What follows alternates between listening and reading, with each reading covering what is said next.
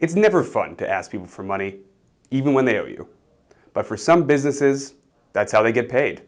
They invoice their customers, officially requesting payment for a job well done. And just like many things in life these days, invoicing a customer is now way easier thanks to the internet. Gone are the days of sending an invoice through snail mail. I'm Eric Goldshine, editor at Fundera, and today I'm here to talk about sending an invoice via email. Whether you're a freelance writer or the head of a consulting firm, this is the way to get your invoices paid. Let's start with the basics first. Why email?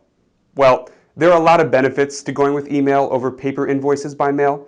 It's faster, less likely to get lost, better for the environment, and more economical. And if your business is still getting off the ground, you may not want to commit to paying for invoicing software just yet. For now, you can handle this on your own. So let's go over the 6 steps to sending your invoice by email. Step 1, you got to create your invoice.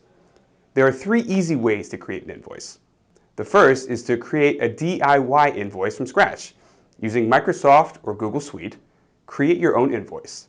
Include the following information: your company information, including the name and business address, your customer's information, including name and business address, the date issued, the payment due date, an itemized list of the product or services provided, cost per product or service, taxes, discounts, if there are any, late payment fees, if there are any, total amount due. You can also use an invoice template.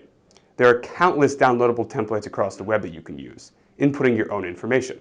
And finally, you can also use invoice software to create your invoice.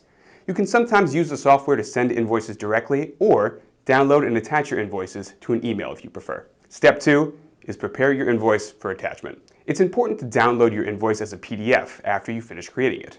That way, when you send it, no one else can make changes or edits to your document. Download your invoice as a PDF from Microsoft Office or Google Suite. If you're using Invoice software, use their platform to create a PDF version. Step 3 is attach the invoice to an email.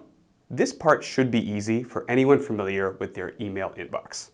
Open up a fresh email, click Attach, and attach your PDF format invoice to the message. Now, after that, don't just send a blank email with your invoice. Craft a message to your client or customer, including important information in the subject line: the invoice number, your business name, and the due date, as well as in the body of the email.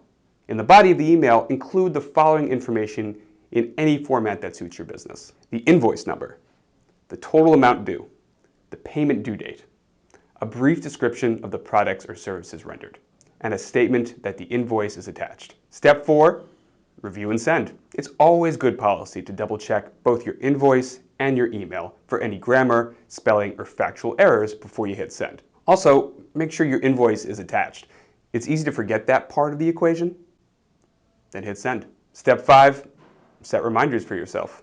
Unfortunately, very few businesses will get paid immediately upon sending an invoice to a client. It may take some following up. The first step of that is to remember that you're owed for an invoice. So set some reminders for yourself to follow up with the client at regular intervals, such as later that week, the following week, the week after. Consider using a calendar app or using your email platform to set the reminders. Step 6, send payment email reminders. This last step is often the hardest, but you should never apologize for insisting on payment by your due date. If you need to, send email reminders to your clients that they have a bill with you outstanding, and you need payment. If you add late fees to overdue payments, be sure to include that information in your follow-ups, including warnings that a late fee will apply, as well as the updated amount owed in subsequent follow-ups. If you need some help crafting these messages, check out our article on this topic for templates you can use. There's a link in the description. Remember, polite but firm language is key here.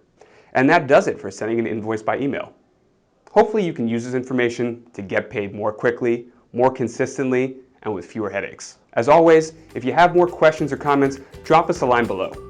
You can also visit Fundera.com or subscribe to our channel for more videos. Thanks for watching.